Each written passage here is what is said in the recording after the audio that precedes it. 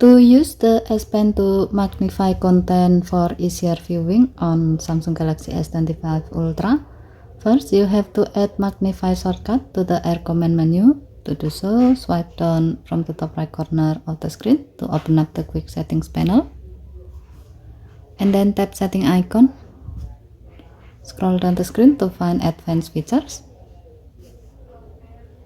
Tap advanced features, tap S Pen. Next, tap Air command, tap shortcuts. Under S Pen feature section, tap magnify to add it to the Air command menu. To use this feature, open any screen or image you want to magnify. Remove your S Pen from your phone to open up the Air command menu.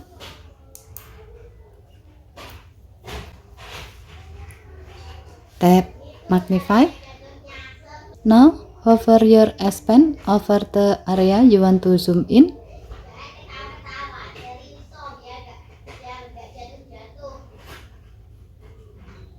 A magnified view will appear in a movable window.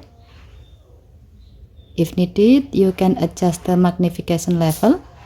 To do so, tap the magnify bar and then select the desired level you want to use.